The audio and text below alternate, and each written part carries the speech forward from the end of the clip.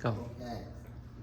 Welcome everybody. I'm Bob Cervelli. I'm one of the members of Transition Bay. Who has come to the first transition workshop tonight? So we've got a few people in the back. That's great. We're 10 years old. We do a lot of stuff. You name the topic, we've probably been in this room talking about it. All ways to build resiliency in the local community, skills, so on. We're part of an international network that started in England in 2005. There's now 90 transition groups like this across Canada in some 50 countries around the world. So it went viral, the whole movement. So that's the whole idea. How do you build self-empowerment and agency in local communities? So that's a lot of what we do, and food preservation is a big part of that whole thing. There's a sign-up sheet if you want to be on our newsletter, and we post all of our events on the website as well. So definitely check that out. So of course tonight is tag teaming on food preservation.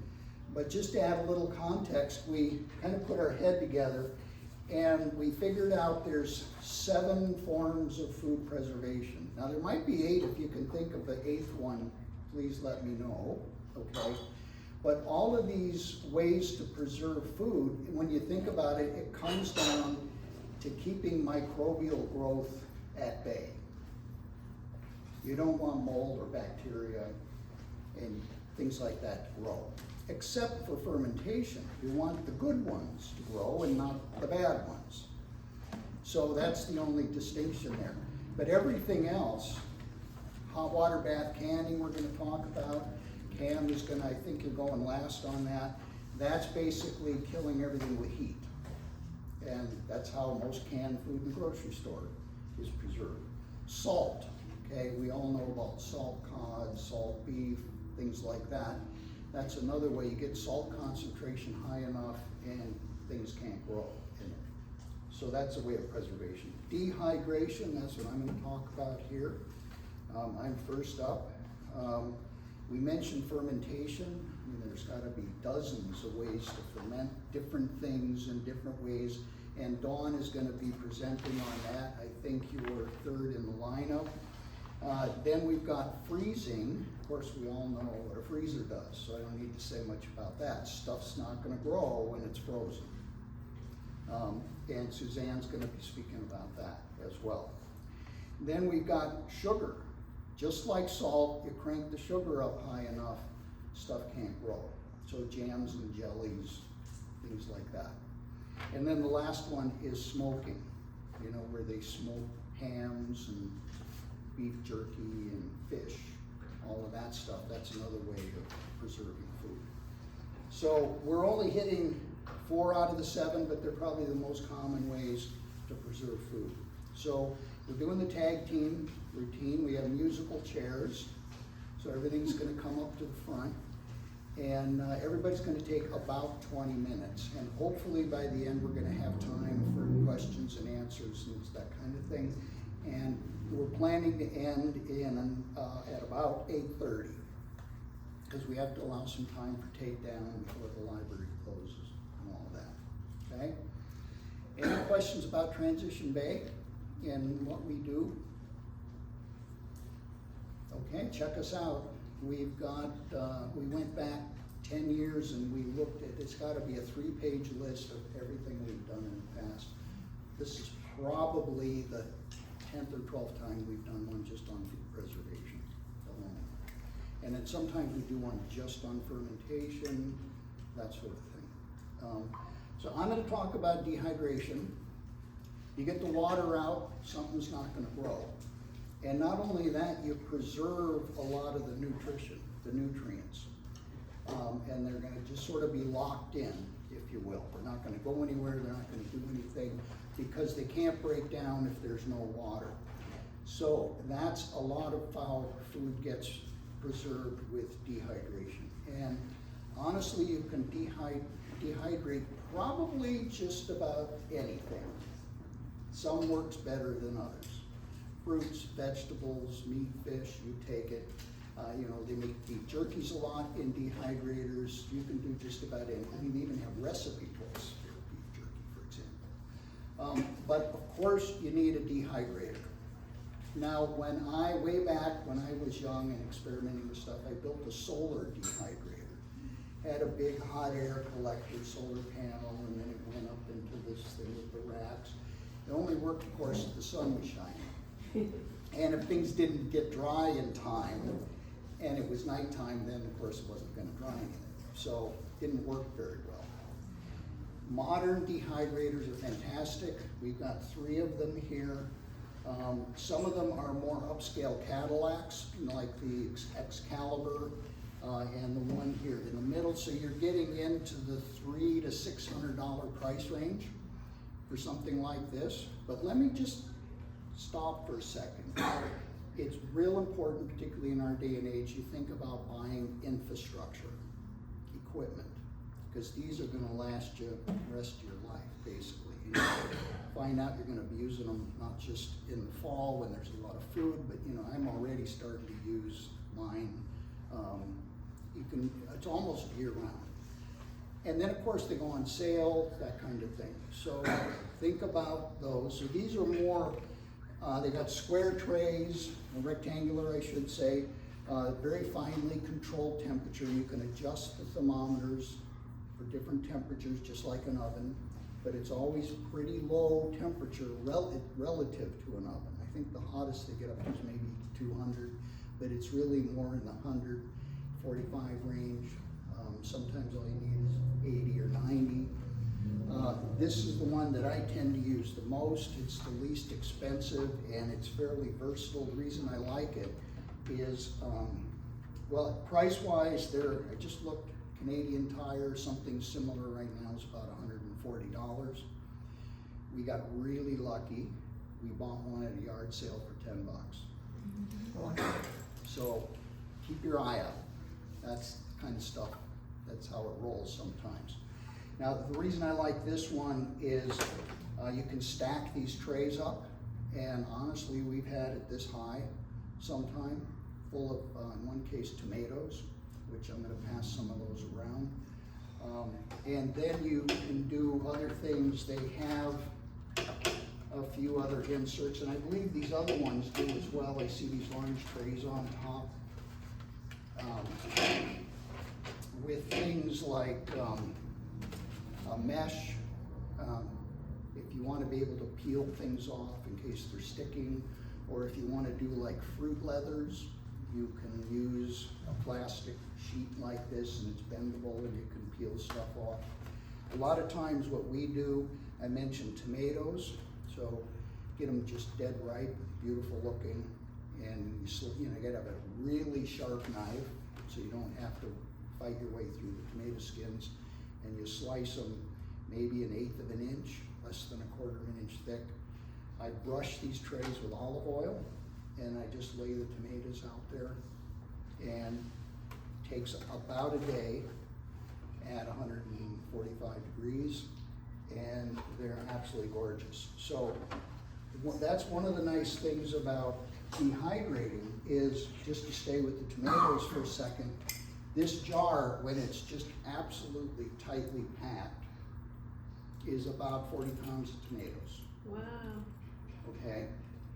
I mean, we just really pack them in there and then close it, and it'll last 2-3 years. If you keep it tight, keep it in a dark cupboard, that kind of thing. So what I'm gonna do, I'm gonna pass a few around, and you can, we go this way. If you want to try one, go right ahead. Just pop it in your mouth and just kind of slowly let it rehydrate, and the flavor starts to come out. And it's amazing how much flavor is packed into one of those things. And they're really good. I mean, we use them for all kinds of things. Put them, pour a little bit of hot water on them, rehydrate them a little bit, put them in pasta salads. That's what I'm gonna actually do, pasta salad tomorrow morning with some chickpeas, some olives, some of those, little frozen pesto, and we're good to go. So that's an example with tomatoes. We've done long strips of zucchini, same way. And then you lay them out just like lasagna noodles, and you make a lasagna out of zucchini that way. So, you know, the sky's the limit when it comes to vegetables in terms of what you can do. Dawn brought in a sample of jalapeno peppers. Okay. And like I said, this is going to keep for a long time. All the nutrition is locked in there. The heat, of course, is in there. And I don't know, maybe you sprinkle them into chili or only when I want revenge on somebody. revenge on somebody. Sneak them in. There we go. Yeah, yeah. So, you know, you can do a lot of different things. And honestly, come late summer, starting in August through almost November, this thing is running almost every day with something. And then you get into fruit. And I didn't have any peaches left. I would have let you try some peaches. Those are really good when you dry them. Okay. Dawn brought in the very last of some strawberries, and she had to safeguard these and hide them, okay, because they're not going to last long in the house, guaranteed.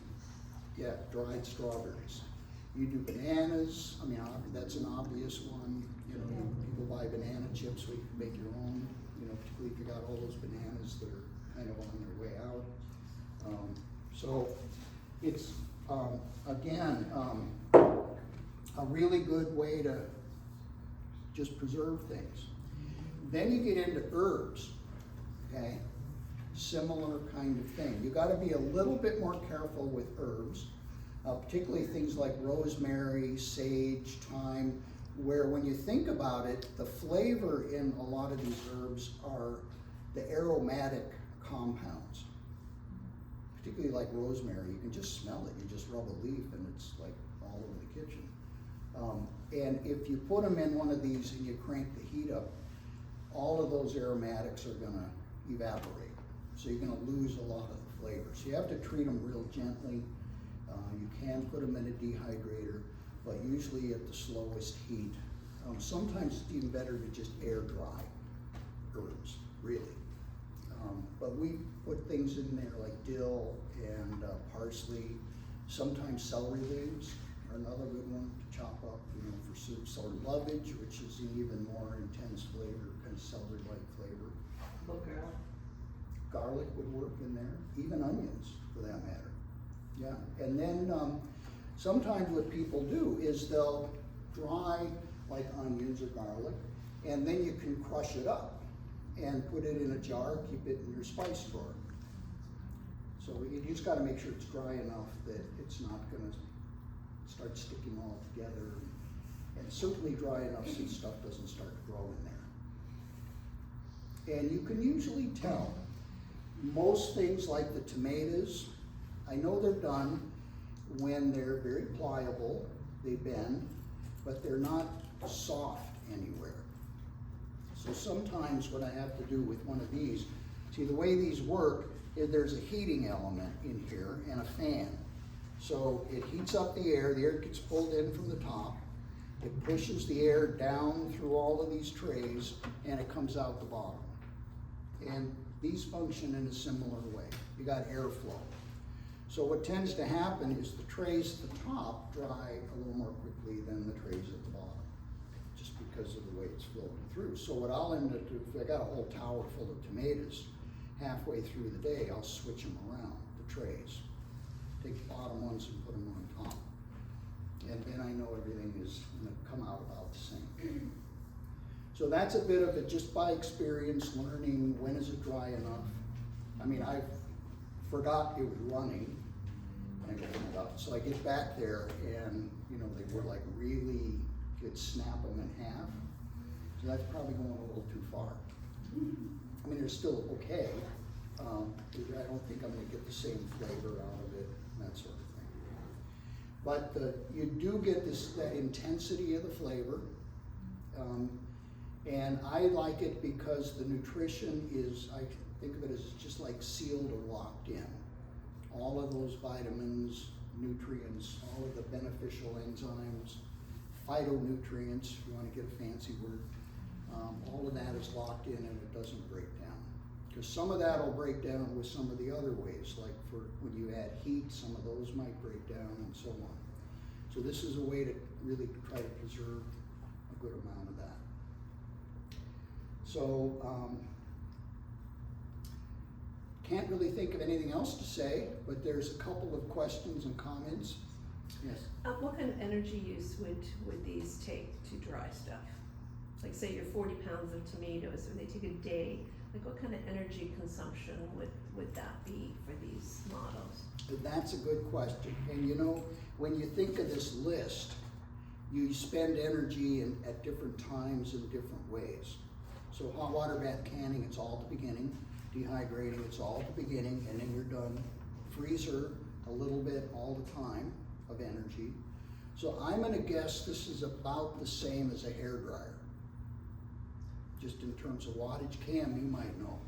That, the one you got your hand on draws 500 watts when the element's on and about 40 watts when it's not. So Okay. it depends how high you've got the heat. You've got the heat cranked way up, it's gonna draw more because the element only comes on long enough to get it up to whatever temperature. Okay. So for the things that are a low temperature, it's not drawing very much power, and for the tomatoes, which require a lot, it would be drawing rather more power, but still no more than 500 watts. Okay, so that's as much or even less than a hairdryer probably. Yeah, so not too bad. And I've read that of all the home preservation methods, the least energy use is drying. Really? And it's the most reliable in the long term as well, in terms of food safety. Certainly for food safety, as long as it stays dry and, you know, keep it in a glass jar with a nice lid, keep it in the dark, because sunlight will also tend to break things down. You know, that's why they have certain kinds of food, wine, stuff like that in dark bottles, so the sunlight doesn't get in and break things down. So just keep it in the cupboard. And honestly, we've opened some jars that were pushing 3 years old and they still taste great. Yeah, quick sharing question. One thing that I like to dehydrate is kale, because I always have way more Oh, of it than I need. thank you. And it grinds up like so much kale in a jar, and then I just, like I powder it almost and put it in soups and stuff. I forgot about kale chips yeah. too. And kale chips All are right, if you want a snack food for kids and you can't keep them away from it, and it's like the most healthy snack food in the world, kale chips. And even, I mean, anybody loves it. So you get kale, okay, wash it of course, put it in a big bowl, add some olive oil. I like to add nutritional yeast, salt and pepper, and then you just start bruising it and make sure it's all coated with oil.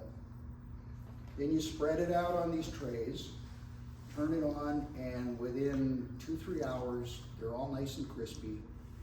Tastes like a potato chip almost. Yeah. If I get a dehydrator and while I'm like getting the hang of it, I don't dehydrate things enough and there's still a bit of moisture in it, if I jar that or put it in my jars, am I gonna end up spoiling the whole batch of whatever because there's moisture still left? Like, is it hard to get the hang of? What tends to happen is you might have whatever you're slicing up to put in here, you might have 1 or 2 slices that are a little thicker than the other ones, so they're gonna dry a little more slowly.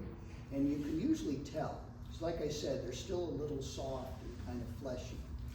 So I just pull those, I just snack on them while I'm, you know, putting everything else away.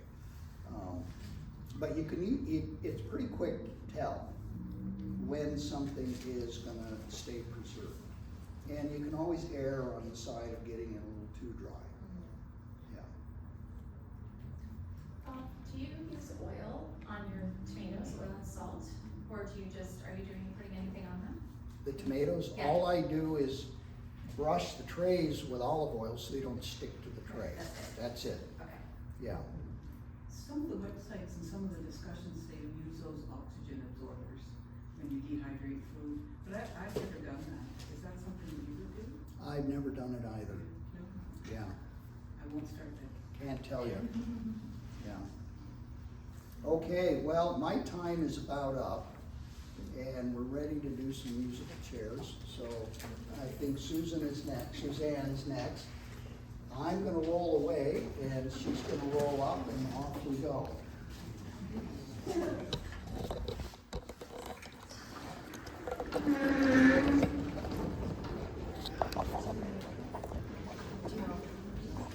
She's a big voice.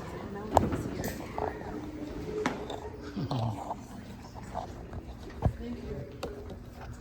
Hi everyone, thank you for coming out.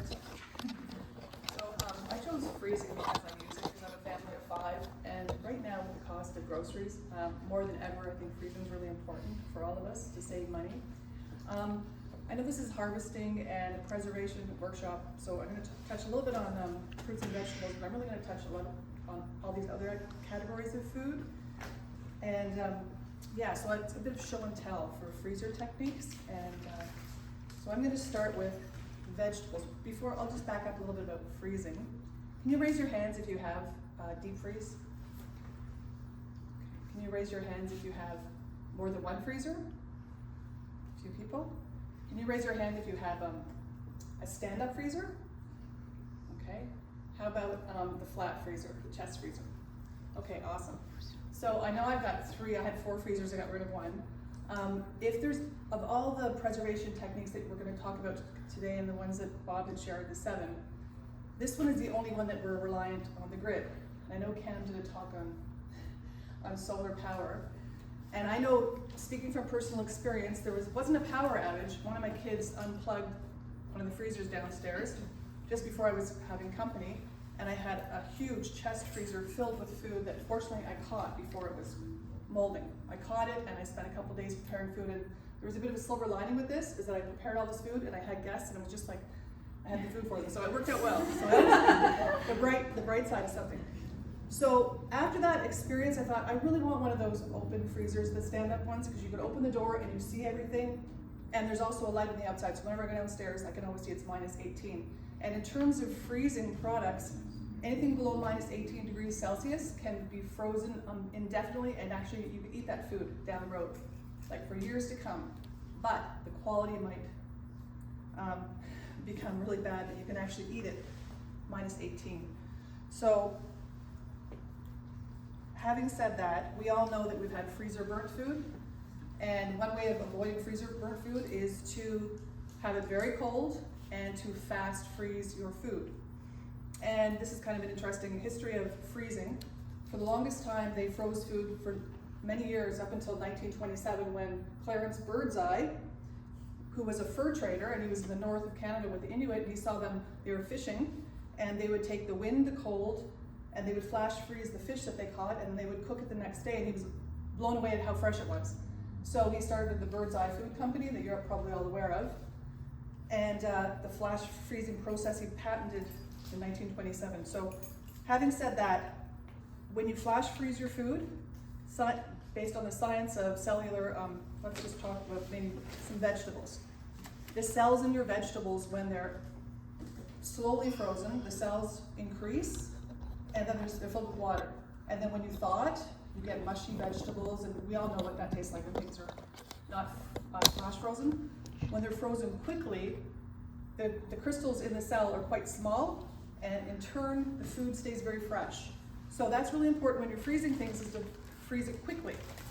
And the way we can do that is, if you have a lot of things you just bought at the grocery store, you harvested from the garden, and you want to put in your freezer, don't put them all together. Put them in separate parts of your freezer. If you have 2 freezers, put them in different areas so they can freeze fairly quickly. Because if you put them together, it's going to take a long time for them to freeze. That's going to affect the molecular structure of your food. So I'm going to start just with fruits and vegetables, which is probably what a lot of people are thinking we're going to talk about today.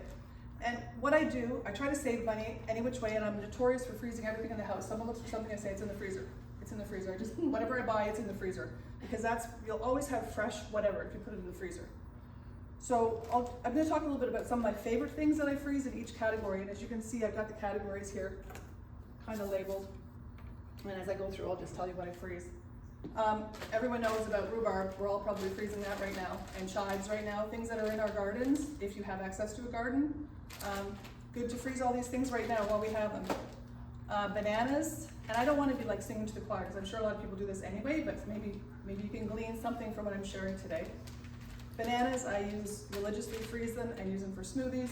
banana bread, what have you. They don't really sell frozen bananas, and they're always pretty much giving them away at the store, especially when they're black. That's a good time to buy them. Even pureeing them and making like a sorbet with banana, it's delicious. Raisins and dried fruit. All my dried fruit I freeze, and I find when I go to do baking, like maybe you just do like a lot of baking around Christmas time, and you go to grab your raisins or your cranberries, and they're pretty much garbage, they're dried out. So take your fruit after Christmas, throw it all in the freezer, and it's good to go for quite a long time. And on that note, with freezing, especially with it approaching strawberry season, delicate fruits like strawberries and raspberries, you don't want to put in a bag because they're going to get all mushed up and they're going to be a lump of frozen fruit when you go to retrieve them. Take a pan with a little bit of parchment paper and freeze them individually in the freezer, and when they're frozen, take them out and they're all separate, and then put them in bags so they'll be easily accessible and they won't be clumped together.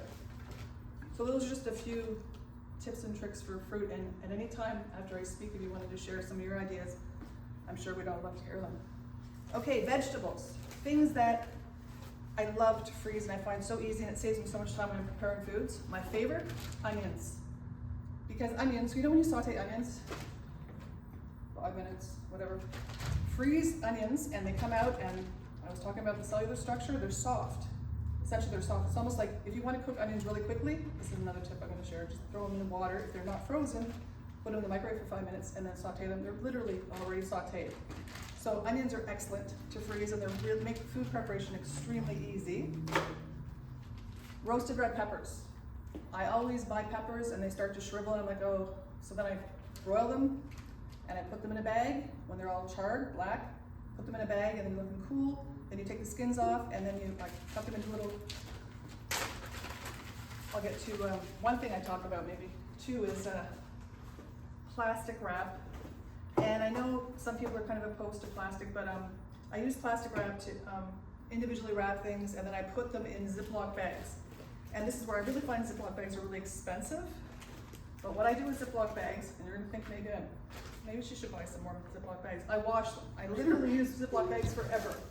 I wash them and I hang them out.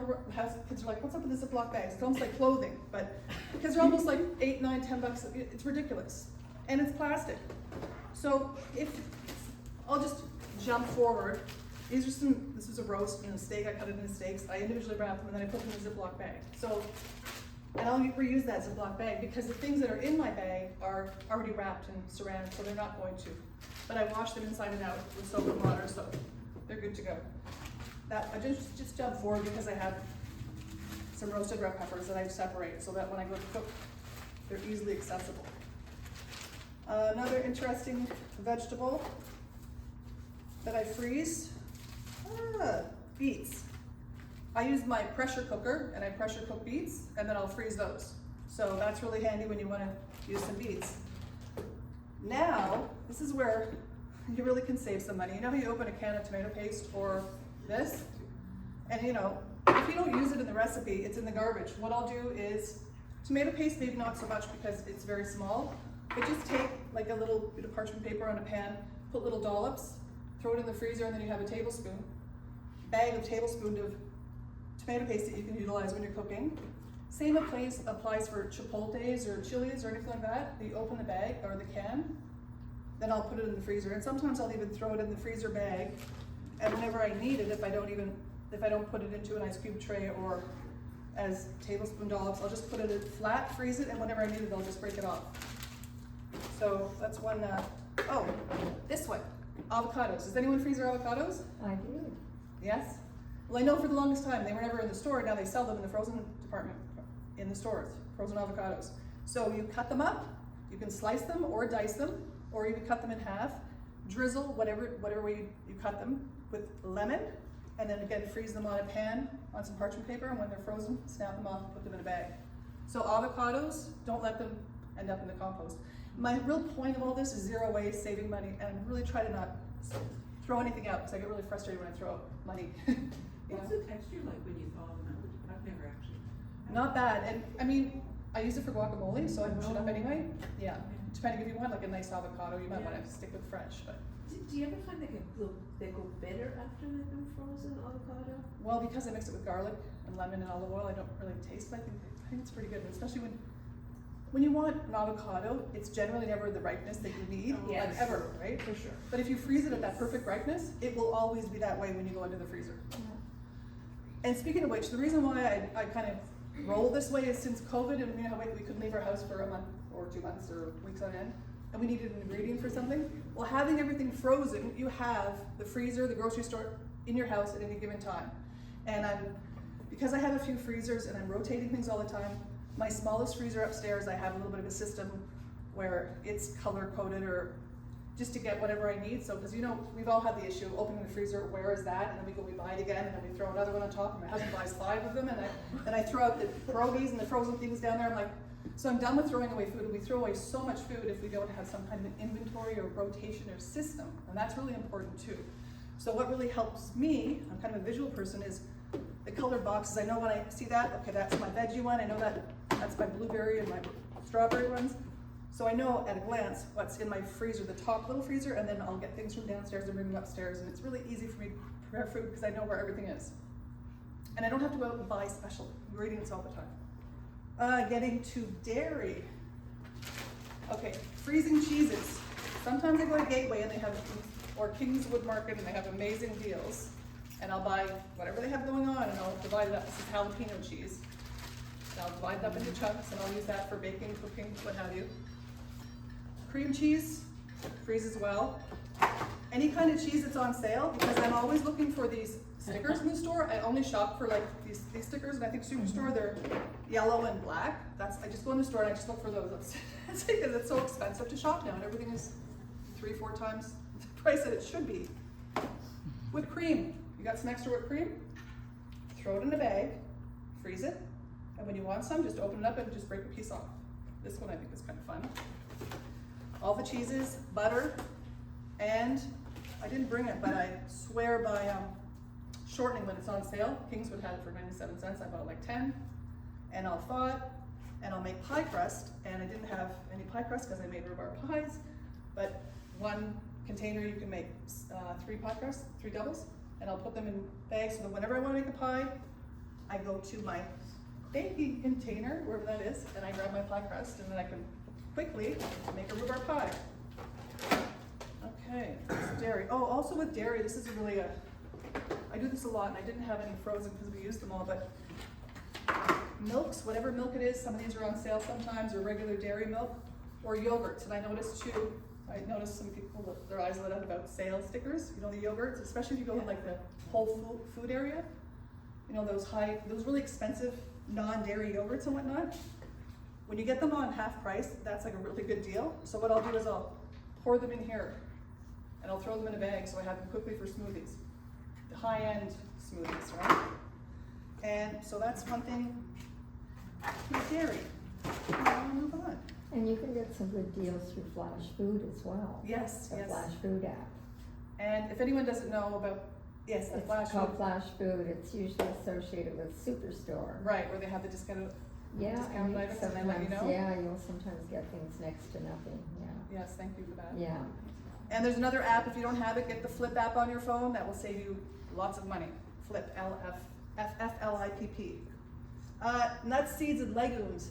So walnuts, one thing I find with seeds, especially flax seeds, certain seeds they oxidize and they get very bitter very quickly. So I try to put all of my seeds, my nuts, I buy big bags of nuts from Costco, and they're all in the freezer. My kids love walnuts and almonds and pistachios, Brazil nuts, any kind of nut, and they're fine. And you don't have to wait till they thaw, it's instant nut snack. And legumes, I use a pressure cooker, and I pressure cook a lot of nuts.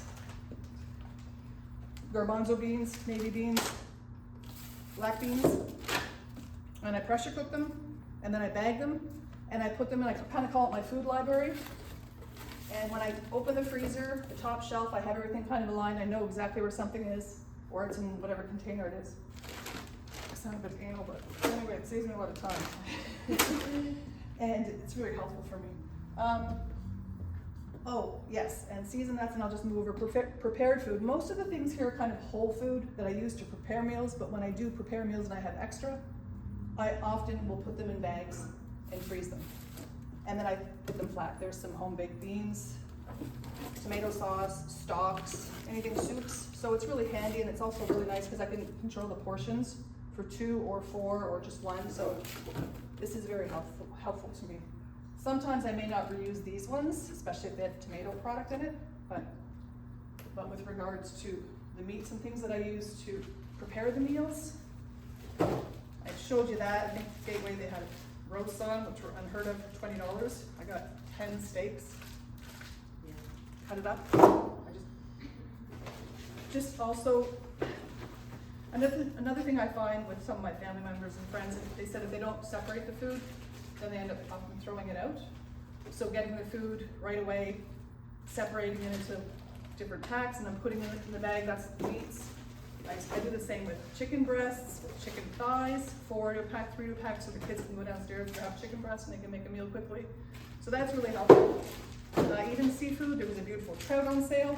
I got 4 beautiful fillets of trout, worked out to be $1 each, they were half price.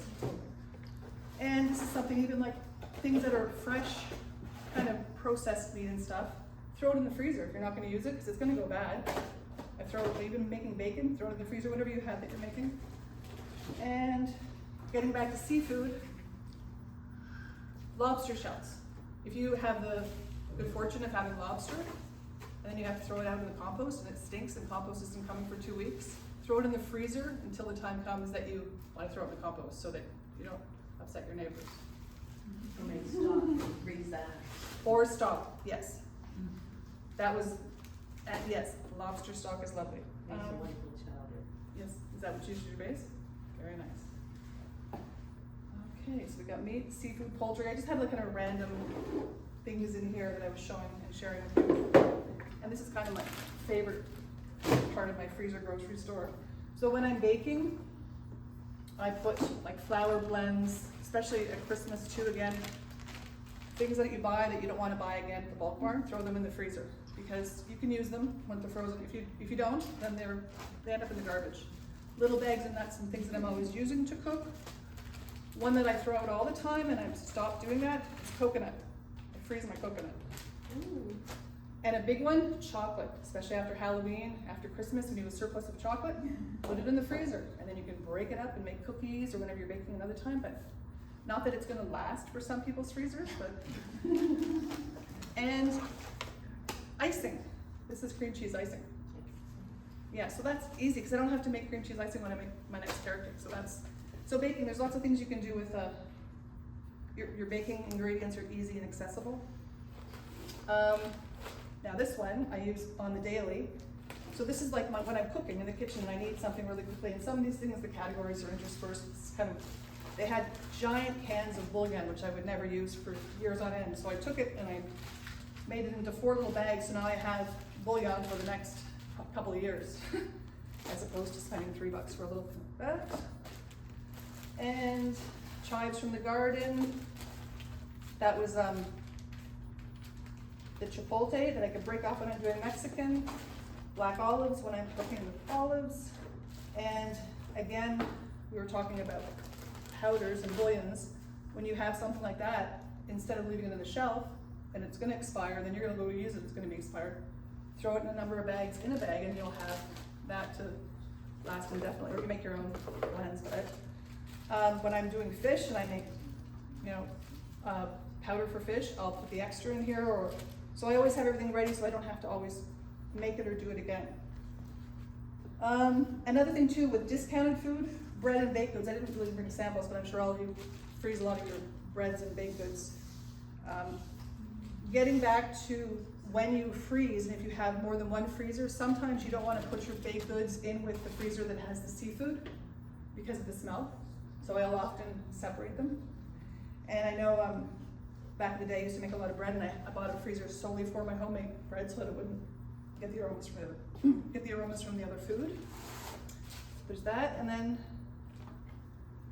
lastly, this is my other one, which I use on the daily every morning. Coffee. I freeze my fresh ground coffee because I love fresh ground coffee, and I find that coffee, generally, after you grind it, it starts to get old. It doesn't taste that good, so love that. Seeds, and let's see.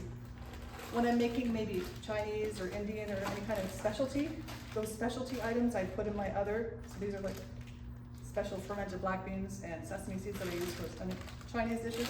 So I try to organize that so I know exactly where it is, only because I spend so much time looking for things. So this is a system that really works. And lastly, another aloe from a plant. I freeze my aloe, so sometimes they break off the plant and you want to get a burn. I still have the aloe. Kids can access the aloe. Not really food preservative. Well, actually, in Mexico they eat aloe too. So. Yeah. Can I ask you a question? Yeah. I had a appliance technician tell me today that so long as the freezer is at 0, that's all you need.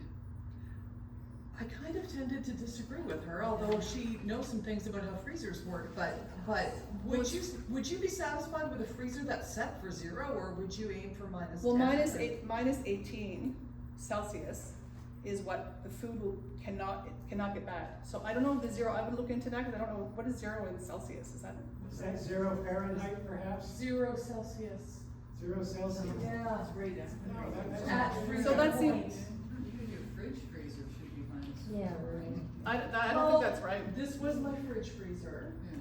because my water dispenser kept freezing solid, so nothing was coming through the dispenser. She said, you've got your freezer too cold because you've got it set in the middle. You should have it only set for 1 snowflake. And was kind of thinking I wasn't too sure about That's that. not storage, that's short term until you use it. And she's talking about long. For 10 term minutes, you're storage. saying minus 18? Yeah, well, is this like your fridge freezer, or is this like? My fridge freezer, yeah. You know what, fridge freezer, in terms of long-term food storage, I would use, if you have another freezer, I would use that because it's probably colder. And also, if there was a power outage and you have the other, either the chest freezer or the stand-up chest freezer, ideally, with bulky frozen items all lined up and really tightly packed, if there's an outage, the chest freezer will stay colder a day longer than an upright or a fridge freezer. So that's a good thing to know if there's an issue with. So Store 'em on the what road. temperature do you set your chest freezers at, or your deep freezer? Well, the one that I use all the time is minus 18, and there's an actual digital little sign on the outside, so I always, and then if the door's ajar or it's off, it beeps, you could hear it upstairs, it's almost like a little bit of a fire alarm, fire alarm, smoke detector, so that's really awesome. I just read online and there's about three different experts saying it should be at minus 18 or lower. Yeah, If you want to preserve it, Keep it frozen. minus 18 is your starting point, yeah. I think you'd have a hard time keeping ice cubes frozen at 0. I think your technician was not doing his job. Her, Yeah, and you know when you go, do you ever go into that freezer and maybe get bread or something that it's soft, like, or? you No, know? I keep it colder than that, but Okay. I'm also having problems with my water dispenser no longer functioning because the water comes through the back of the fridge and then to the dispenser, and so back in there it freezes solid because Whirlpool couldn't make a water dispenser that doesn't freeze solid when you have your freezer at I a think you need colder to temperature. I know. talk to someone again. Well, it was under warranty. I don't know if it's too late to return the whole unit or not, but If anyway, it's under warranty, then you should be able to. Yeah. a second request on it. Does anyone have any input or you want to Do you do share? vegetables, like Sorry? beans, like string beans or carrots or anything like that? Yes, so, I'm sorry, I didn't really have any vegetables, yeah, so I didn't talk about blanching, so blanching is huge. And also, blanching your vegetables, like 2 minutes in like a steam bath or hot water bath, and then submerge them into a bowl of ice So water. it's about 2 minutes. About 2 minutes for blanching. And then the difference between blanched vegetables and just raw vegetables is 6 months time in the freezer. So blanched vegetables will last a year, raw only 6 months. So ideally, if you do have some harvest green beans, whatnot, blanch them. And this book, which I just wanted everyone to know about, really talks about vegetables, and each vegetable has she has a blurb on each vegetable and what her ideal method of blanching or the preparation for longevity of the vegetable. So I would recommend that's freeze fresh. I'll leave it on the table so anyone can look at it later. The author is Crystal Schmidt. That was easy to remember. Bob? What do you think of vacuum sealing? Well, that's interesting, because my friend, she uses a straw. I try to like get rid of the air, that's what I do manually. And as far as, I have one of those vacuum sealers, but I never use it because my food is just moving so quickly, and they're kind of expensive, the bags. I've used it a few times, but the food is just moving too quickly in my house that I don't use a vacuum sealer, but I like the idea of a vacuum sealer. But it's also speed. Like, I love to be able to just wrap things, put them in the freezer, and I'm done. Yeah. But I certainly think that they're good, and food lasts longer in a vacuum sealer. I do know that. I have something to add there, so Yeah. the vacuum sealers, for things like dry goods, like the nuts, you use the jars, and you can get adapters that you put to seal the mason jars, and you don't really need a fresh lid. Yes. I use a lid that I used on jars before, seal all my nuts, my powdered milk, and it's shelf stable. It's great. And it would last a lot longer too. Yes. Yeah, Yeah. so, and I mean, we could do a topic, maybe, you could do a topic on vacuum sealer. Because that's definitely almost a component of adjunct of this freezing talk, yeah. So for the stuff that goes in the freezer, you know, it's kind of questionable, because if you're sealing it in the glass jar, Mhm. then if it's a liquid, it may expand, right? Yes. Mhm. But then you just use the bags. Right, And and just getting seal back the to bags. glass too, actually last week I had glass broke in the freezer, so that's something that's why I say reuse these Ziploc bags, because when you've had a few glasses and bottles break in the freezer, you don't want that to happen again, so. Anyway, So I think we need to move on. keep cycling here. My only last thought, Suzanne, it was an incredible walkthrough, by the way. And it's a good thing that this is not an all-day workshop, so you can get home and get this stuff back in the freezer. See how I've tightly packed it together in this box, thank you, appreciate it. Thank you very much.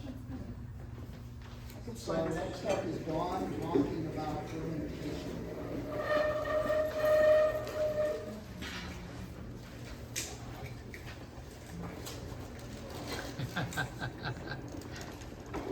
Isn't this a fun way to rotating tables? That's so good. Thank you.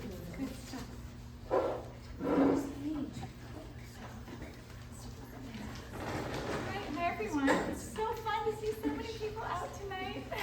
It's great, especially on a beautiful day. So my name's Dawn Smith, and I am not an expert fermenter, and that's the good news for you, because I also haven't killed anybody. So a lot of people get a bit antsy around the idea of fermentation. It can be kind of scary to, put salt and water in a jar and hope it all works out.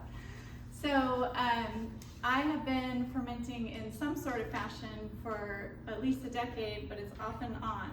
Like all my friends are doing kombucha and they gave me a SCOBY, and I think I got a SCOBY from Melanie, and I do that for a little while, and then do some sauerkraut here and there. And so a lot of us have had ferments. Have any of you had sauerkraut?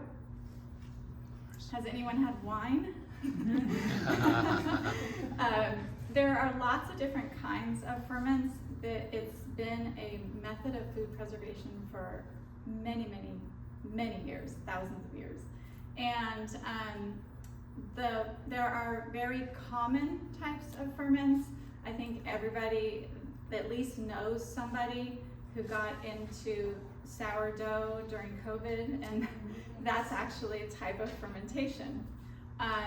So what I thought I would do tonight, because it is a very compact period of time, and I wanted to bring some things to show you so that you could go to Lee Valley and shop, or not, because you really don't need any of it. So this is kind of like my little show and tell, because I like to buy the gadgets and things like that, but you seriously just need a jar and some, like a napkin to put over the top of it, and maybe a rubber band. So I'm going to show you some things that are fun to have and that can make fermentation a little bit easier in some ways, but I'm also showing you some tricks and things that you can do where you don't need all the fancy stuff. So in the summertime, I tend to get really into like water kefir and things like that. So these jars are great, and this is like quite a few years ago, Bulwark had a limited release. This is 2015. So I was able to get these swivel top jars, and those are really helpful for anything that you want to do, like your water keefers, or if you're doing like ginger beer or like a ginger bug and things like that. The idea of fermentation and why there's all kinds of like lids and special ways to keep stuff out is that the major process for fermentation is lactic acid, and lactobacillus is the most common bacteria. So what you're doing is you're actually encouraging bacteria growth, but you're doing it in an environment that discourages bad bacteria from growing. So what your goal is to create just the right environment for the good bacteria to act on the food so that it preserves it. In some cases, it makes it easier to digest. It can be easier on some people's system. It's going to create good bacteria that's going to help your gut health. And there's a whole long list. I actually have a long list if you're interested, but there's a very long list of things that this whole entire section here, all these bullet points, cover things that they're figuring out are positive health benefits of ferments. Like milk kefir has been shown to possibly be related to lowering blood pressure. So a lot of people think of ferments, they think of gut health and giving good bacteria to your gut, but it's also, they're finding that there are lots of other things that are contributing to health that are related to different types of fermentation methods and types of food that you can ferment. So this is mainly something that you would use for, like a lot of people use it for sauerkraut. There's weights in here, and so the idea is like what's talked about with dehydration and protecting things is like getting it in a dark container, and then there's a well here for water, which is part of the sealing process. And so if you were like making sauerkraut, you would shove it all down in there, and then you have these weights you can put on there so everything goes under the liquid, and that's what seals the actual like cabbage or whatever it is you're fermenting. And then you have a water seal on top of that to help to keep anything out that you don't want to be in there. And then of course there's the lid. So there's all kinds of really, really expensive and fancy things. The other tools that you'll see up here, things you'll see up here that I'll show you in a minute, are like weights to weight down. The idea is like whatever you're fermenting, you can see that some of them are they are under the brine. So everything is like down underneath the brine. So a common way to do that is to get like a glass weight like this. They're really easy to clean and keep clean. People also just simply cut their vegetables smaller and use like a shot glass or a little glass like this, so you don't have to get fancy and buy things like this. Other people will just take like a Ziploc bag and put water in it and shove that down into the top of the jar. Yeah, so super, super easy, low entry, don't have to go out and spend a bunch of money to do fermentation. Okay, so that being said, I just want to share with you the 3 most common ferments that I do at my house. Like I said, I am no expert, but these things tend to be super easy and really good kind of low entry points for fermentation. So one of the common ferments that are like things you can use to ferment is honey. I do a lot of like, you're talking about like bulk buying. You can't get just a clove of garlic like at Costco, right? You're gonna get like this massive thing of garlic that is the equivalent of like what they would spend in a restaurant. So I use it to do things like ferment garlic. This is a ferment that was cranberries left over from the holidays. It has ginger and cinnamon sticks in it. Another common, probably the most common honey ferment that I do is jalapeno peppers. So we have a lot of like beef stew and other stews and soups and stuff in the fall and winter, and the most common thing my family loves to do is have cornbread with it, and honey fermented jalapenos with cornbread is just off the charts. So it's really complex though, so you have to make sure you learn all the steps really, really well. You cut up the jalapeno peppers and you stuff them in a jar. Well, put your gloves on first and make sure you don't rub your eyes when you're doing that part. So you put them in a jar, and then you take the honey and you unscrew the top and you pour the honey into the jalapenos. You wait till they kind of trickle down a little bit, pour some more honey in, and you keep doing that until it's topped up, and then you seal it up and shove it around, you know, let it kind of mix all in. So what's happening is you're coating whatever you're fermenting, you're coating it all with honey, and that's sealing in all of the good bacteria that's already hanging out on your fruit or vegetable or whatever it is you're fermenting, because we have bacteria all over us. Our food already has bacteria all over it, and we want to capitalize on all that good bacteria and give it a really good environment to grow while sealing out all the other bacteria. So what'll happen is it'll be really thick, and you'll kind of, you know, every so often while you're walking through your kitchen, you hide it in a dark corner and you just flip it over a couple times a day. I usually put it in a little bowl, and then it's really thick. And then this I did on Sunday. So you can see it's a little more viscous and it's starting to move around pretty easily. And then by the time it's like really ready, it's practically liquid. See, this has been in there for a while, and it's like, it just turns into liquid. So don't freak out if your honey doesn't seem like honey anymore. It's gonna be really viscous. And the other thing that's great about this is then if you do something that's a little sweet, you can also use this as a simple syrup to make sodas and other stuff like that. So the possibilities just are amazing when it comes to fermenting with honey, and it's super fun and really low, easy entry to do. You just wanna make sure, this is Nova Scotian honey, you just wanna make sure it's unpasteurized raw honey is what you wanna make sure it is, because if it's pasteurized, all the bacteria has been killed.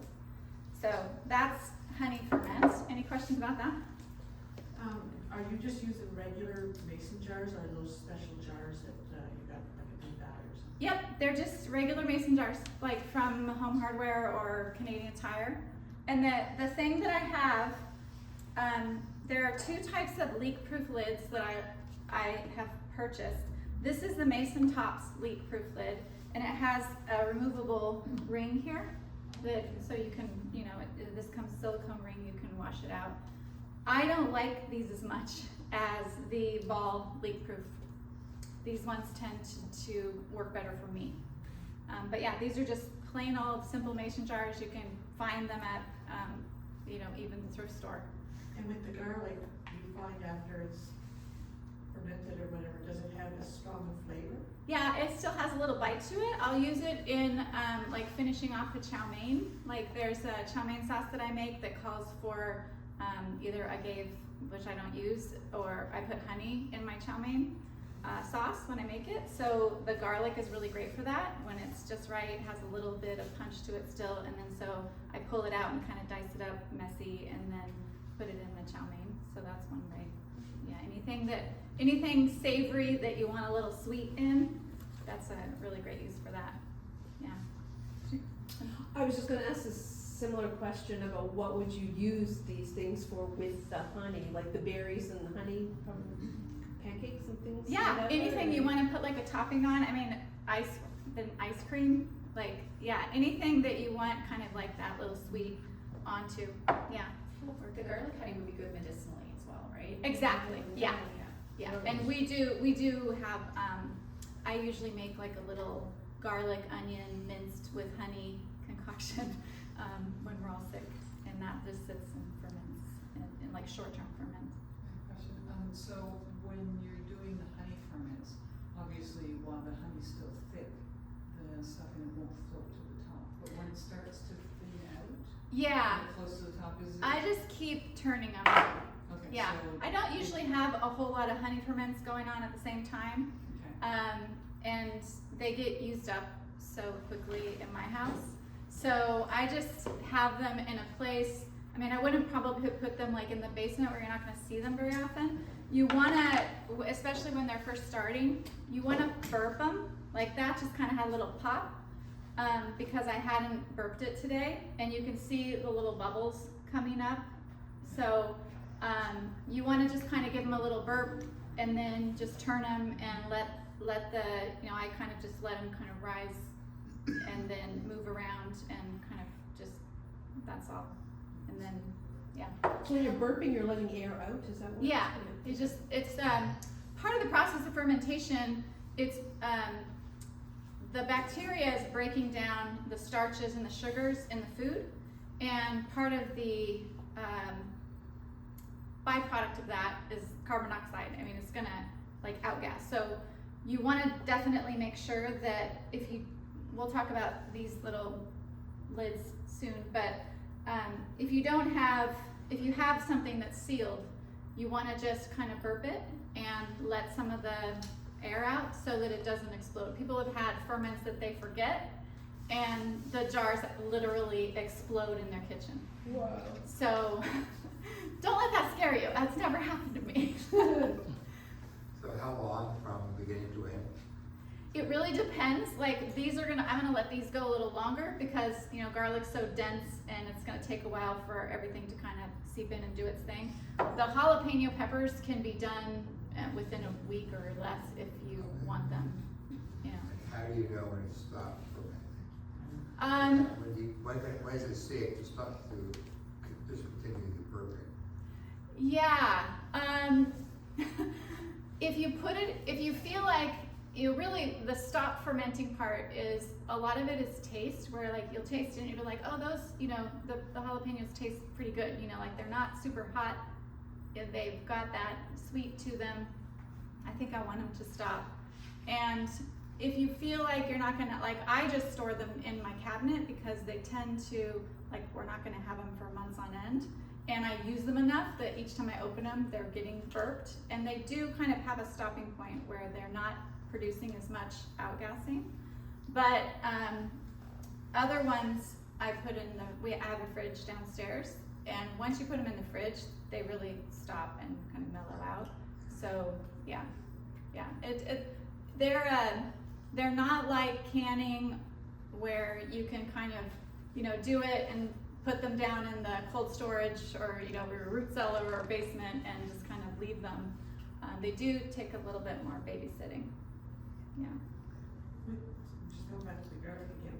When you used up all the garlic cloves, do you just throw the honey out, or is it reusable? Oh, well, I wouldn't put more garlic in there, but I would use it for other things. I mean, still use it like I said, like I use the garlic, but just use the garlic honey for sauces or putting on bread or, like anything you want to drizzle a little bit of garlic flavor into. Yeah. David? I want to mention, it's super important not to get honey from China or low-cost honey, because often it's not even honey. In Canada, the food safety laws are not strong enough. You need to get it from locally made people, not the big box, not the cheap stuff, because it's often either just a little bit of honey mixed with other stuff, or it's not even honey at all, just a honey-like substance called honey. Right. But that's a pretty good brand there, and there are others as well. The other thing, one of the earliest ferments ever is actually honey itself making mead, honey wine. Yes. Which is There where was the mead in here not too long ago. where the honey where the honeymoon came from, where you would give a lot of mead and a month off. Yeah, and mead is really interesting if you want to go down the rabbit hole. And Shane, I think you've made mead, right? Yeah, I mean, it can ferment anywhere from like a really short ferment of a few weeks to like years. And it's basically just honey water. And 5,000-year-old honey has been found in Egyptian tombs, perfectly good. Yeah. And if something's in it, it will almost certainly be perfectly good if it wasn't too wet when it was put in. Yeah. Including, it was an ancient way of preserving bodies for burials. Right. It's really neat stuff. I have to keep moving. I want Cam to have time. The other most common thing that I do for ferments is basically salt. So Bob talked about like salt cod and using salt for a ferment. So the way salt works with all of these ferments is basically make a brine. And you will find 100 different ways tomorrow to make brine or to figure out how much you need, how much salt you need. You'll see people stuffing their container full of something like carrots and like tearing the container, weighing the carrots, then weighing the carrots with the water, and then pouring the water out, and then making the brine, and then pouring the brine back in. And some people just simply make a 2.5% brine. It's 2 tablespoons per a quart of water. And what I often do, and especially because I don't always follow recipe, like this is kind of kimchi, but it's not like a kimchi recipe. So I just had some things that were going, like I needed to use them up in my fridge. So I chopped up some ginger and some garlic, and I shredded some carrots, and I had some Napa cabbage, and I had a little bit of bok choy, and I just kind of put it all in a bowl and weighed it. And then I thought, okay, I have like 1.2 pounds. And then, I was like, hey, Suri, what's 2.5% of 1.2? Because I don't do math and Suri does. And so then I figured out how much salt I needed, and I just measured. So the other thing is, the thing I didn't talk about is a kitchen scale. So once you start getting into this kind of stuff, kitchen scale is super helpful. My husband bought this at Canadian Tire for something he wanted to do, and yeah, now it's mine. This is just super handy. You don't have to worry about all the stuff up here if you don't want to. You could just, it has a tare function, so you put your bowl on there, you tare it, it goes to 0, you put all your vegetables, whatever you want to weigh, on there, and then it tells you the weight, and then you ask Siri or whatever AI is your favorite, or you can just use a calculator or your brain, and figure out the percentage. Most vegetables, if you aim for 2.5% ratio, then you're going to be doing really well. There are people out there that get super particular about it.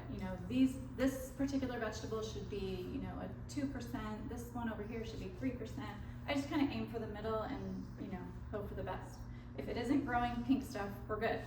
So, so that's most common. So, water and salt. Now, you don't want iodized salt. That's the thing. Don't go get Morton's iodized salt. And what you want, and this is at Superstore. It's the only place I found it locally, is real salt.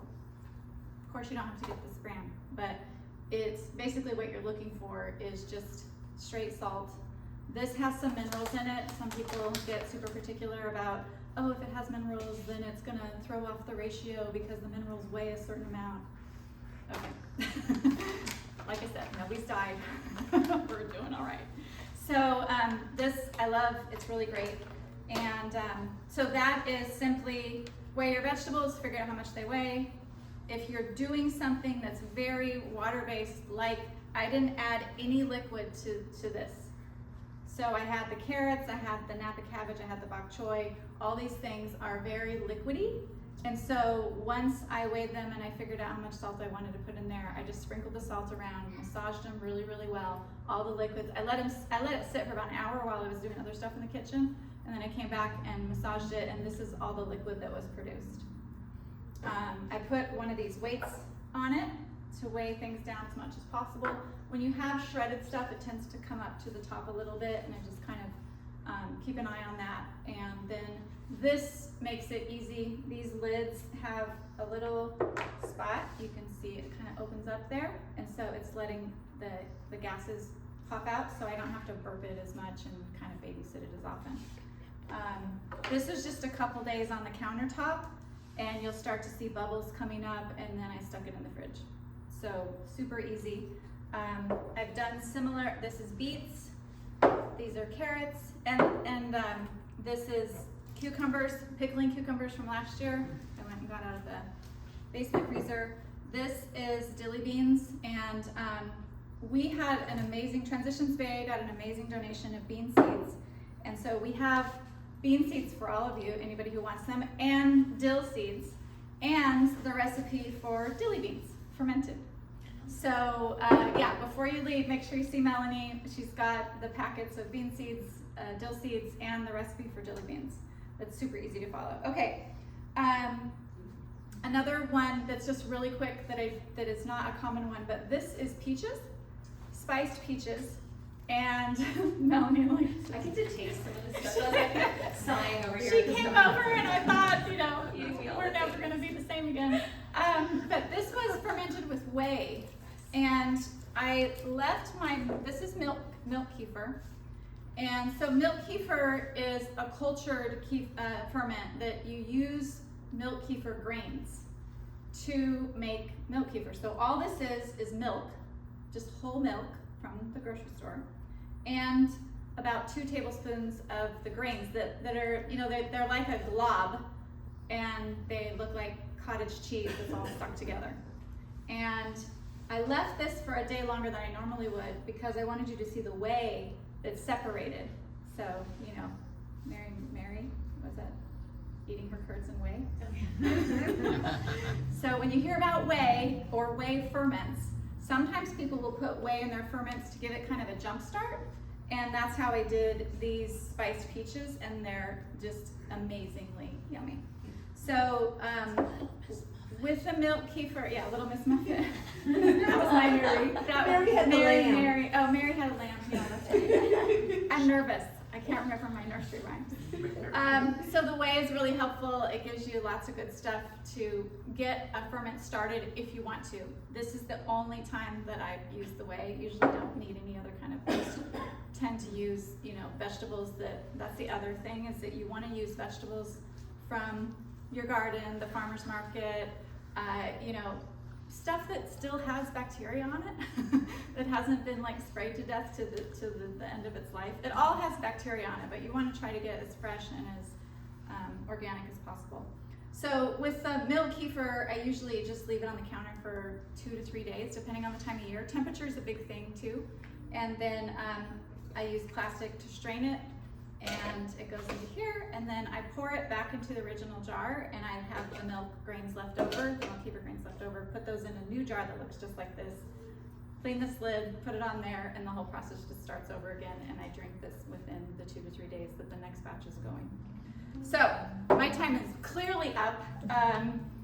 It's like a big topic to cover in 20 minutes. And I hope I did it justice enough to just inspire you to try. Because like I said, I'm not an expert. You will also just find there are amazing books out there. I didn't talk about sanitizing everything because I don't. And you'll see books out there that tell you to like sanitize everything to within an inch of its life and use a bleach solution and kill all the stuff before you grow all the stuff. And I just don't think that that's necessary. And there are a lot of really well-known and trusted fermentation folks out there who also don't believe that. And all the books that I've read that call for the uber sanitation are usually people from the restaurant world, or people who had their publishers have to tell them that they have to write a thing on sanitation because the publisher didn't want to be liable. So, you know, those are things to think about. All right, so if after Cam's presentation there's time left over, I'm happy to take questions. Yeah, okay, thank you. And while they move from one to the other, I also have 2 big bags of jars over there, and I don't want to take any of them home, so please take them. Lots of different sizes. They all have lids. Some are good for canning, some for fermentation. They're all nice, clean jars. Okay, well, Dawn, thank you. We've done fermentation workshops that were 3 hours long, so you did an incredible job. Yeah. You're being gracious. Yeah, all right, that's great. And who'd ever thought you'd have freebies to go home with? Jeez. So, last but not least is Cam, who's gonna do hot water bath canning. All right, yes, we're going to talk about hot water bath cannon, and clearly this is going to be a very quick overview because we're not going to have time to get into any great detail. I will put in a plug at this point for my daughter, who has a small hobby farm down in Seabright, and she runs classes on various things, including water bath canning, canning jams and jellies, pickles, ferments, and sourdough. If anybody's interested, there's a brochure up there, and these are in-depth, hands-on things. You actually get to do stuff, not just hear somebody talk. Anyway, but this is not a complete thing on water bath canning. It's just an overview. I'll give you some specific example, a specific example with making tomato sauce, and time permitting, I will take questions. Like Don, I'm not an expert, but I have canned and eaten hundreds and hundreds of jars of various things. Got a few examples that I pulled on my pantry. We've got homemade applesauce. We have plums. We have peach jam, and we have tomato sauce. And just because two of those have a barcode that I put on them does not mean that my pantry is well organized, okay? It really is, you All right, first of all, don't believe anything I say. Before you can, check with a reliable source, okay? Unlike a lot of these other ones, you can get into difficulties if you can things improperly. You want to follow the rules, get a recipe from a reliable source, and stick with it. One of the reasons you want to confirm this, canning is tremendously useful, but it is potentially dangerous. You can get botulism and things that you've prepared improperly, so don't do that. There are places you can find out about. There's a book called Putting Food By. Been out for a long time in many editions. It's a good source. Health Canada has various recipes. The National Center for Home Food Preservation in the US has a bunch of good recipes, and various universities also give you good recipes. But unless you really know what you're doing, then stick with the recipes. Some things not to do, okay? Don't use Grandma's recipe. Just because it didn't kill Grandma, it means she was lucky, not that it was a good recipe, okay? Don't use recipes from random websites. There's a lot of good stuff out there on the internet, but there's a lot of bull roar out there too, so don't do that. And don't take liberties with the recipe. Don't add ingredients, don't delete ingredients, and don't change the jar size. But I don't want to scare you about this, because it's not, as long as you're exercise is reasonable, you'll be fine. We're talking about boiling water bath canning, which is suitable for certain kinds of foods, things that have got relatively high acid, and things that have got a lot of sugar in it. It's good for things like pickles. It's good for applesauce, good for most fruits, jams and jellies, things like that. There are things that you cannot do with water bath canning. You need a pressure canner, which is different. This thing is a water bath canner. It's just a big pot. It's got a contraption in the bottom so you can lift the jars in and out easily. There are pressure canners which are more substantial, much more expensive. They've got a lid on it, and you can generate pressure in it. And you can can just about anything in those. But these are restricted to certain foods, so be aware of that. I've done pressure canning as well, but most of the stuff that I do, all of this stuff, is just water bath canning. One of the things you want to watch for, don't try to, these are not that expensive. You can get these at any hardware store. I would not economize and use a regular kitchen pot unless you've got one like that, because you want about a minimum of 2 inches of water above the top of the tallest jar. So if you're going to do ones like that, these 1 liter guys, you need a fairly decent pot. For the little guys, you could get by with it. So what's the process? I'm going to overview the process. You prepare the food per the recipe, put it in the jar, put the lid on it, you process it in the boiling water bath, and you take it out and allow it to cool. But let's go over some of the details. The recipe that I used for this tomato sauce came from the National Center for Home Food Preservation, which is a trusted source.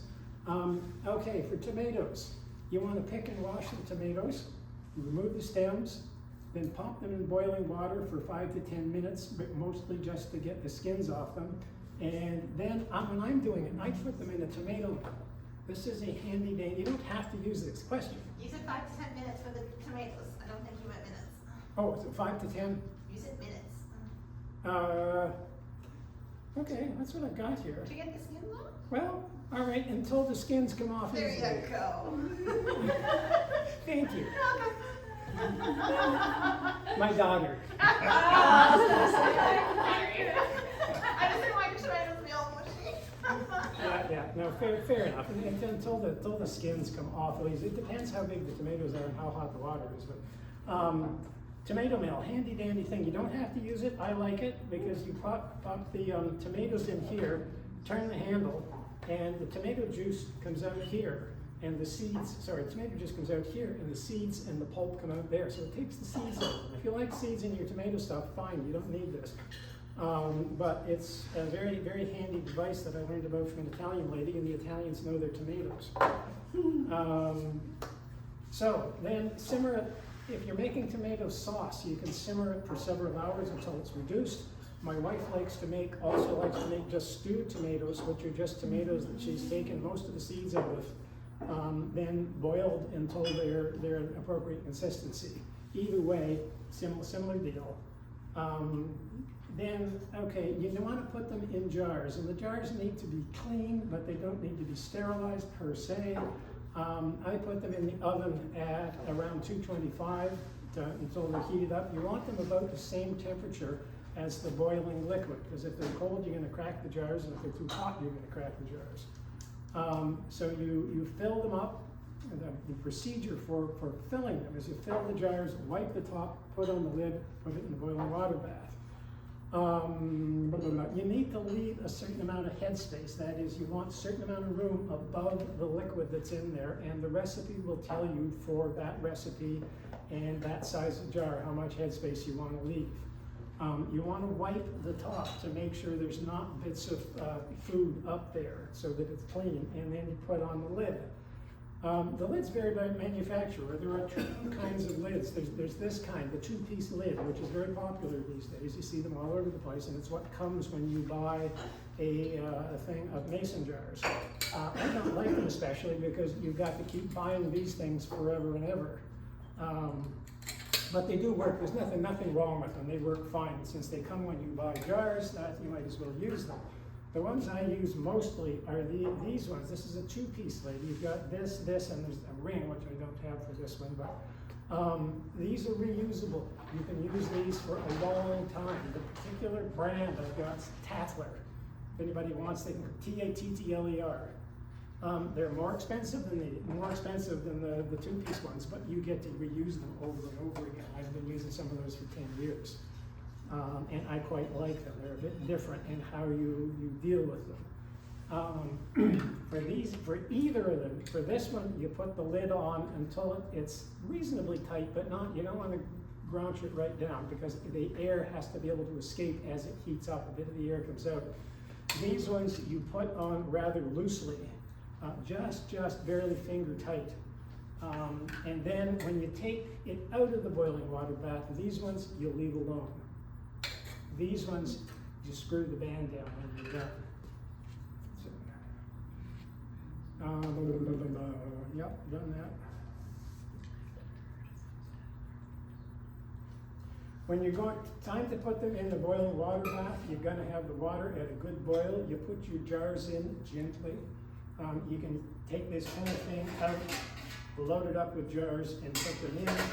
There are also jar grabbers you can get for putting jars in and out individually if that's what you prefer to do.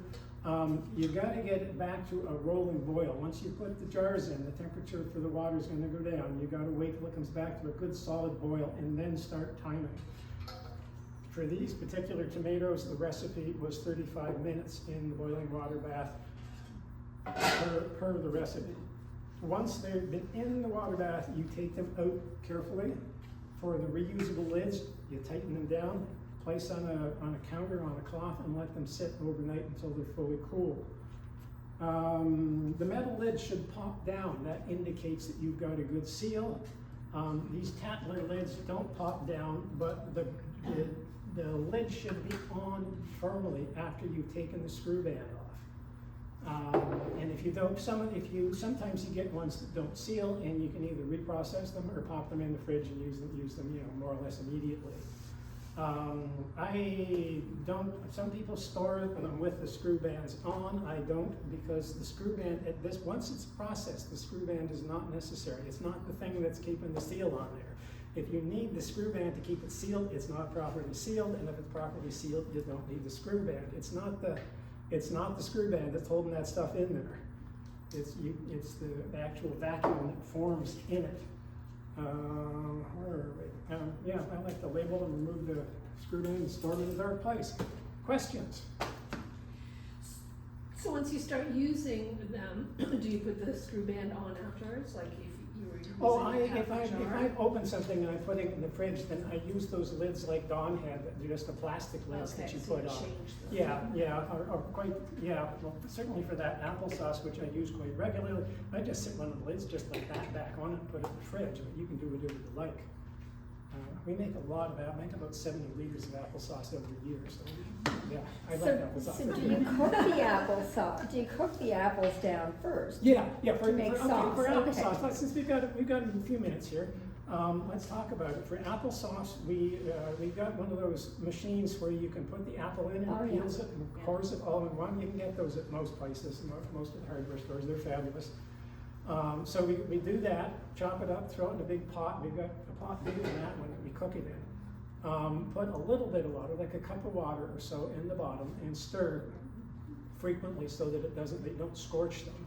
And it takes about half an hour, 45 minutes until they've turned into apple mush, basically. And then it's very much like doing the tomatoes. You fill the jars, put the lids on, put them in the bath, and away you go. But I think we went through, 300 pounds of apples last year, too? So what do you usually use applesauce for, other than just eating straight? I just eat it. I eat it every day with my lunch. Oh, okay. So you're not using ingredients for anything? No, occasionally it gets used in cooking or things like that, but mostly I just eat it. Don? I just wanted to also mention that some people store them with the screw bands on, and one of the problems with that is that if for some reason in the storage process and it's just sitting there on the shelf, it becomes unsealed. Maybe there's a temperature variation or something like that, and then with the screw band on, it could possibly reseal, and you wouldn't know that it had gone bad, and that it was then unsafe. So that's another really practical and like safety reason for not putting the screw band on. Keeping the screw bands on after they've been sealed. I've had a few times when the seals have failed, and they were sitting in the pantry and I didn't know that it had failed. But boy, when you looked at the jar after a while, it was pretty clear that this seal had failed. And there have been incidents where the seal will fail, and then because the screw band's on, it reseals. It reseals, but in the meantime, it's got stuff in it. Right. Yeah. But it's allowed bacteria to get in. Yeah. No, I've never had a bad experience with eating anything that I made. Question. Where would you buy that This thing? thing? That one came from Lee Valley. Okay.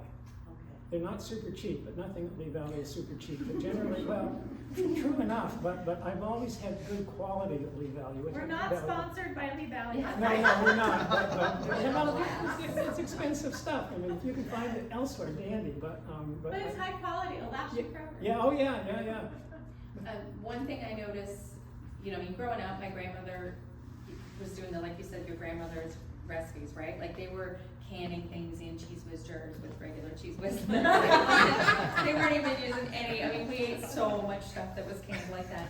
Anyway, we survived, but I'm not recommending to do that. But what I've noticed too is, like I go home to Newfoundland and people are still doing all that kind of mayhem, giving you partridge berry jam that's been in a mayonnaise jar or whatever. And, but people reuse those lids all the time. And I think that's another thing, the metal ones, it's a one and done. It's supposed to be a one and done. Yeah. And even if the seal still looks okay, it is not okay. So, agreed.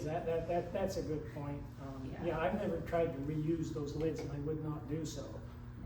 They're fine if you just wanted to use them on your, after you've opened Oh, something. after you've opened it, just while it's in the fridge or whatever, You can do one separate. Reusing it for canning, that's why I like the Tatler lids, because you can reuse them and they're specifically designed for that. In fact, years ago, they had a three-piece lid that had glass ring and the screw band, going back a few years here.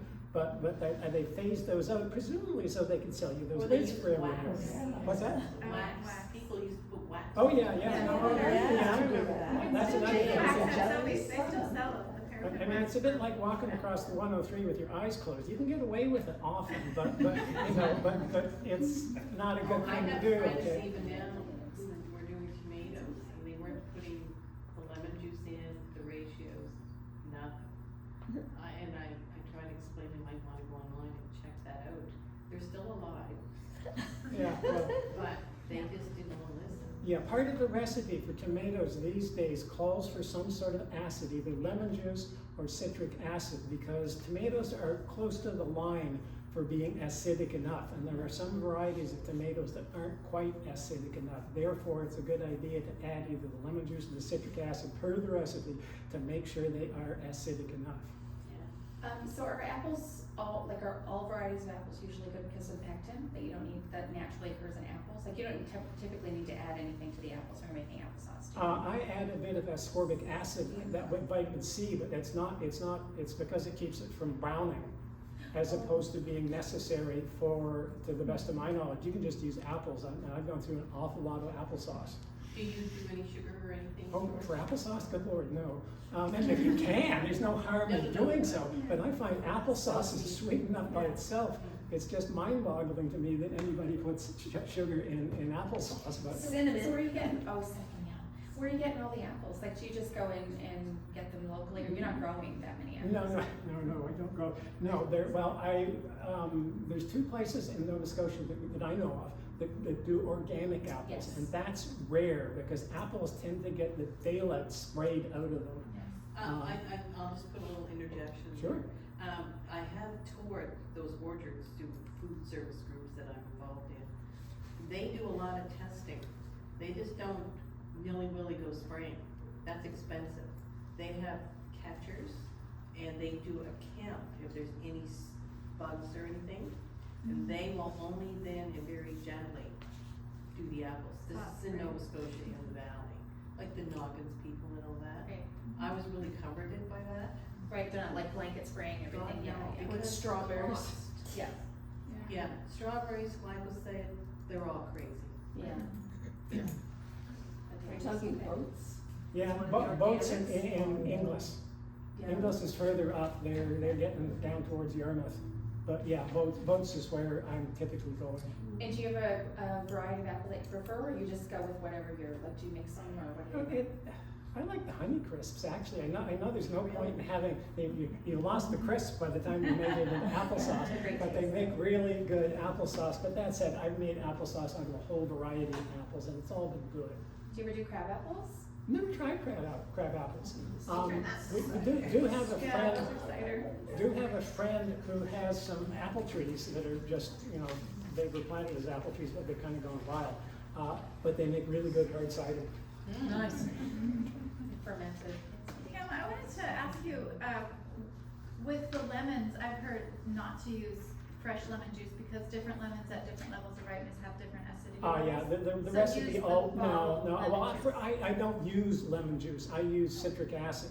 Okay, But the recipes do say to use the bottled lemon juice, because Right. it's got a guaranteed amount of acidity to it, whereas a lemon, yeah. So where do you buy your citric acid?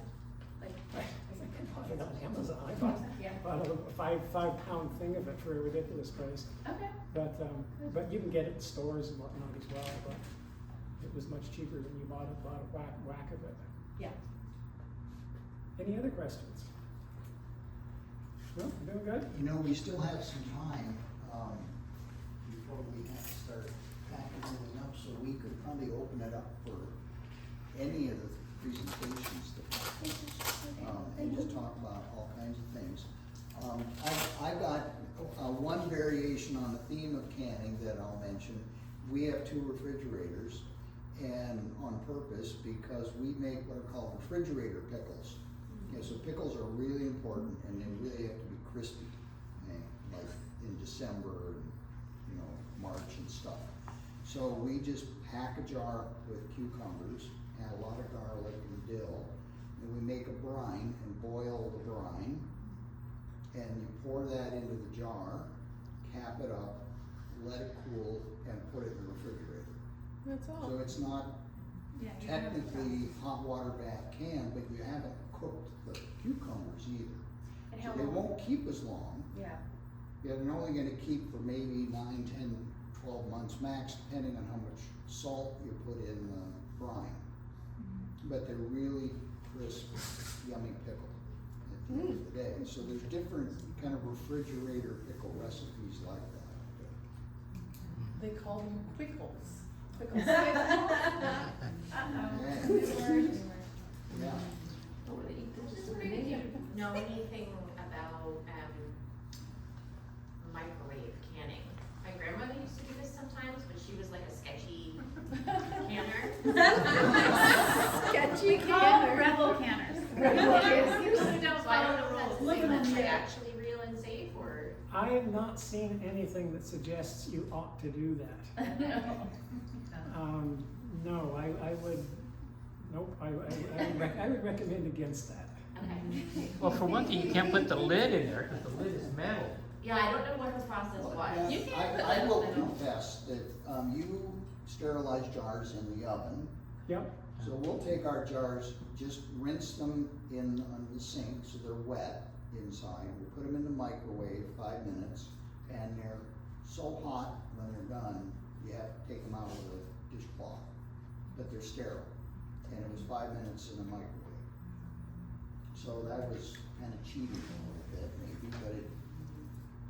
Same other- there's gotta be some water with them, Bob, because glass by itself would not heat up in a That's microwave. right, so that's why we get them wet. Wet, first. okay, fair enough. Yeah. With regards to this is what I've been doing for years, and it's similar, but it's different. So I put the jars in the water, Yep, boiling, and then I have my hot jam or whatever is going on beside it. And then I just get some tongs and I take my hot jar, empty it out, put it there, and then I've got a funnel and I feed that in. And I use the metal ones, I've never seen Statler ones, and then I flip it upside down and the next day they're popping in. Been doing it that way for years. oh, you mean Yeah, just that's- sterilizing That's the. rebel canning. That's rebel canning. Yeah, okay, I'm a rebel then. That's how I learned to can. Yeah. From my Same. husband's grandmother. That's You how my basically grandmother take did the hot, so your You're not two-piece canning it. lid. You're not canning it. And then put it on the counter. Yeah, Well, so you you have have a a jar, jar, so you yeah. turn it Yeah. up. So you get this hot and you get the jars hot. You Yeah. put your hot jam in Yeah. the jars, you seal it, and then you turn the lid, you turn the whole thing upside down, and then the pressure, And this the next seals it. day, I turn it up And and then, it pops. and then it's popped. So you But don't- that's still considered rebel canning. Yeah. And if you don't put it in hot water bath? Yeah, Yeah. that's a skipping the hot water bath stage, which is why it's rebel canning. This is how my mother was canning Oh, stuff. yeah. Uh-huh. Well, again, it's like walking across the highway with your eyes closed. You can Yes. probably get away with it, Yeah. but eventually somebody doesn't get away with it. Right. It's a question of how safe you want to be. Certainly, years ago, my wife and I used to do the thing where you would, for jams and jellies, you just poured it in, put hot wax on top of it, and boom, you were done. Yeah. Same thing, yeah. People don't How know, that's the long- thing. how long You know, you're taught. Is a safe period of time, for keeping them after they've been in the To water? the best of my knowledge, they will last indefinitely. Now, for some things that have texture, the texture will change. But I've eaten things that are like 10 years old. Oh, I okay. don't usually keep them for that long, but you killed all the bacteria. And the texture and maybe the flavor might change a bit, but in terms of being safe to eat, to the best of my knowledge, they will keep indefinitely. Now, So- another variation that I could mention is, it's not really hot water bath canning, but there's two things that we do. Those dried tomatoes I showed you, we pack them into little jars. We roast a heck of a lot of garlic with a heck of a lot of olive oil. Okay, put some of that where it's actually like caramelized, sliced up garlic, and we put some of that garlic in that jar with those tomatoes, sprig of rosemary, and we pour hot oil over the whole thing, and then just seal it. And as long as everything's under the oil, nothing's gonna grow, and it works beautifully.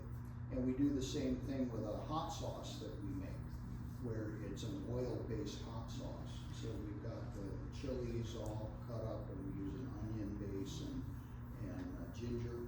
And as long as there's a layer of oil on the top, it's gonna be fine. Oh, yeah, well, I've seen people die from his hot sauce though, but it's the chilies. It's the chilies. It's killing the bacteria. Speaking of canning things though, I've had, dilly beans up at your place. Were those yours or did someone bring them on gardening days? The Oh, garlic those are dilly ours, beans. the dilly beans. So Yeah. delicious, yeah. So, what's your, are you doing them in a water bath, like a pressure cooker? Yeah, so those are not in a pressure, but just a straight water bath. Okay. So my rule of thumb for brine, for both the pickles we make, refrigerated pickles and the dilly beans, is for every 4 cups, so it's half white vinegar, half water. And so let's say 2 cups vinegar, 2 cups water, and a 1/4 cup of salt. The salt without iodine, Right. which makes things, iodine makes things softer, so either pickling salt or kosher salt, That's your brine. and that's the brine. Yeah, and then 25 minutes in a hot water bath. Are you cooking the beans before? No, No, you okay. pack them raw, lots of garlic and dill, and so they still have a slight crisp bite to them. Right. They're Yeah. not cooked to death. Yeah. I have another way of doing a rebel can, is that when I make a stew, it's going to go into, this is a refrigerator can. This is going to go right into a refrigerator, never not. But you just You are lucky you have a survived.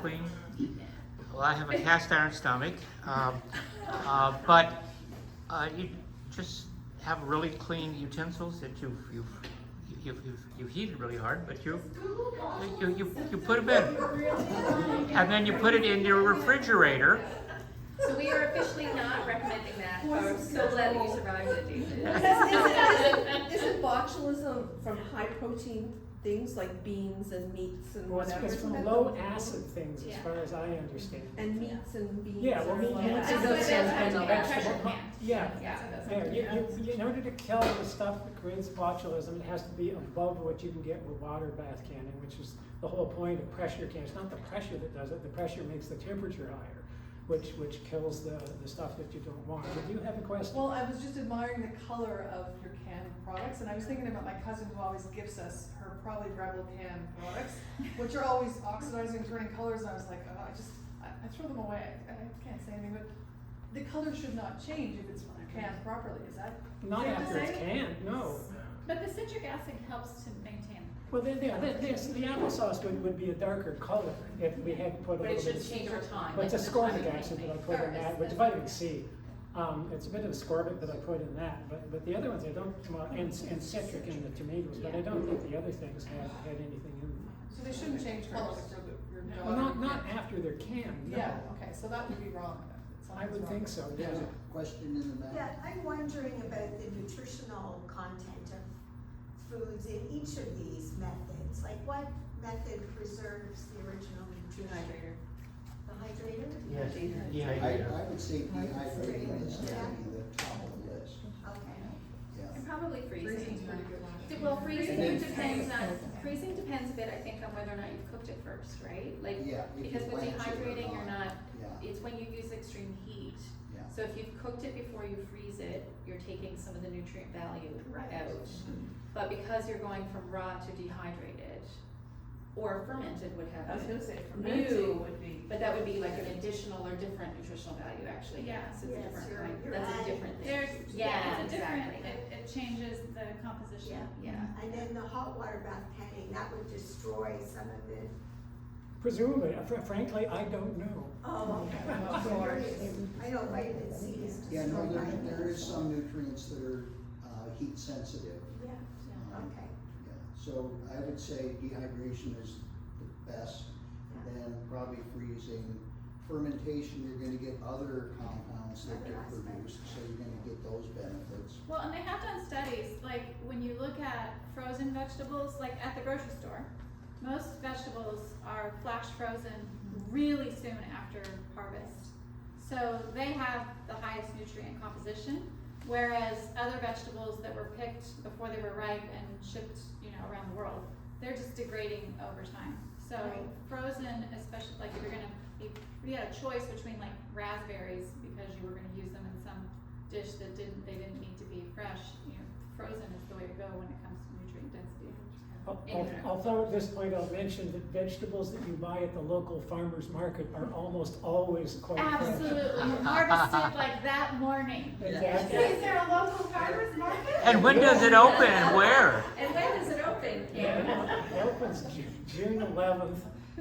And Tuesday. Tuesday afternoons Even then, down near Redlands. 2 to 6. So good local farmers, even after they harvest, they'll put it immediately into a walk-in cooler, like immediately, right up, to get rid of what they call the field heat, because that's already starting to break things down. So they wanna really try to keep it as fresh and close as possible. I mean, basil is a case in point where, you know, it goes downhill so fast because there's enzymes in the leaves that will start to oxidize it, so it turns brown right away. So that's an example of very quickly things can start to break down. I wanted to add something that I didn't say in my talk. I said I don't sanitize everything to the inch of its life, but I do. I do make sure everything is clean with just soap and water. You know, and you know, I rinse it really well. I make sure my hand, like when I'm going in to do the sauerkraut and crunch things up and I'm working with things, I do use soap and You water. mean you're not licking your hands first? I'm coming in from the garden and throw a little dirt on that. So yeah, so soap and water's your friend. Yeah. Dawn, can I ask you a question? Sure. I've been fermenting my own buttermilk just by buying buttermilk because I make biscuits. Yeah. And I had something go weird on me the last time around. So usually it's like 1/5 of your previous buttermilk.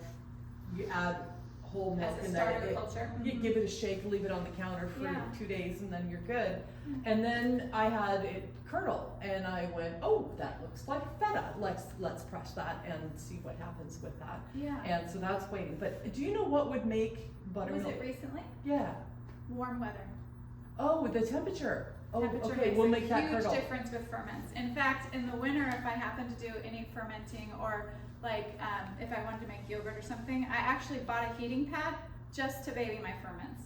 And I even found that my granite countertops were so cold that if I just put a kitchen towel down just to get them off the granite countertop, it made a big difference. Oh, wow. So if it happened recently, it was probably temperature. I have a tiny thermometer that it's just a little stand-up thermometer that I keep right next to my ferments and just kind of watch the temperature, and if it's getting really low and things are slowing down and I don't want it to slow down, I'll just get the heating pad and either kind of put it nearby or even all the way under and like, you know.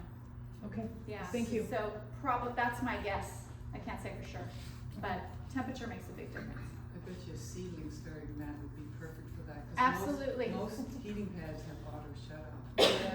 Yeah, and I actually like that feature, just in okay. case I forget and everything doesn't get too hot.